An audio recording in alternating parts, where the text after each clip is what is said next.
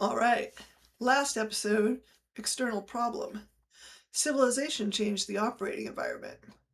Now let's look at the internal architecture, because you have systems running that you're not even monitoring, and they're actually elegant engineering. Here's something interesting to consider. The conscious mind, what you think of as you, is a very small percentage of what's actually running. What we know is just the tip of an iceberg. Right now, your kidneys are filtering. Your cells are replicating. Your immune system is conducting surveillance. Do you have any awareness of this? No, you don't. The conscious mind knows very little.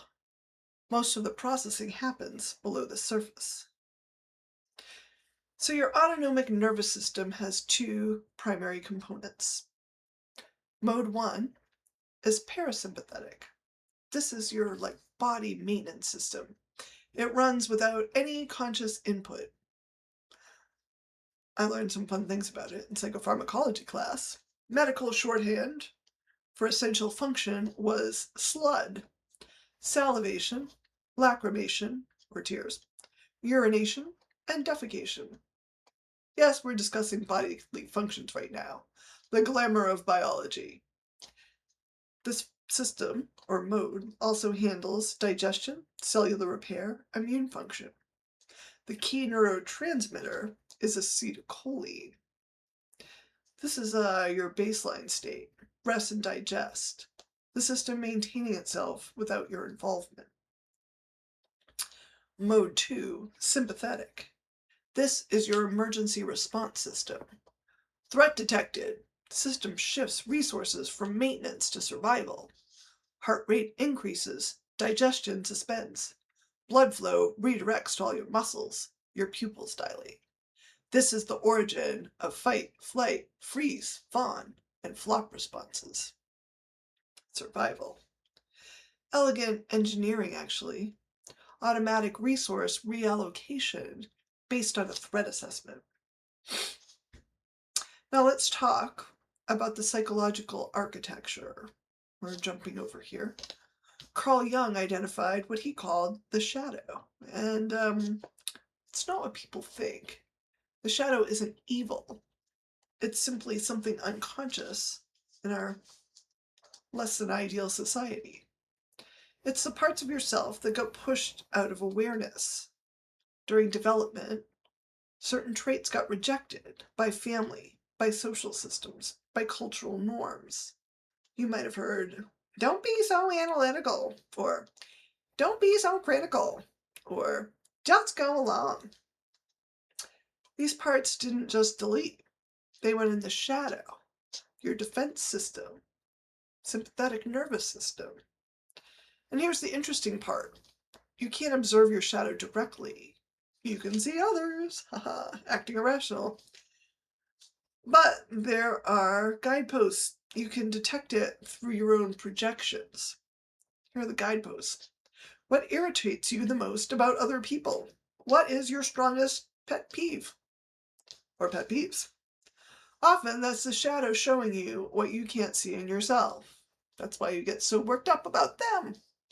For people like us who value competence, the shadow often shows up as people are incompetent. No one thinks things through.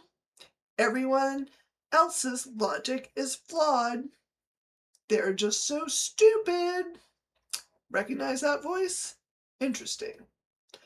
The person terrified of incompetence, that would be you, sees it everywhere but the mirror. And it's not always an accurate assessment. Sometimes it might be.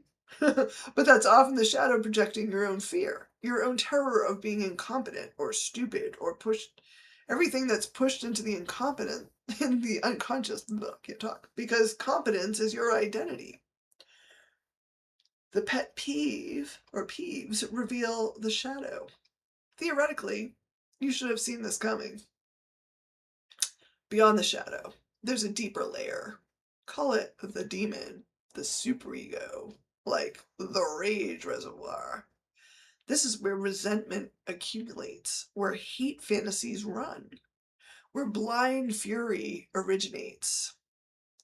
People say things like, something came over me. I wasn't myself. I went into a blind rage. I don't know what happened. This is classic demon activation. Or consider like disinhibition. Like alcohol, extreme stress, or trauma might bring this out. What emerges when the filtering systems go offline? And that's what's been contained down in this layer. Now here's what makes this actually brilliant. These systems were adaptive. In tribal contexts, they're optimal engineering. Scenario: a predator appears. Sympathetic activation. Resources reallocate to survival.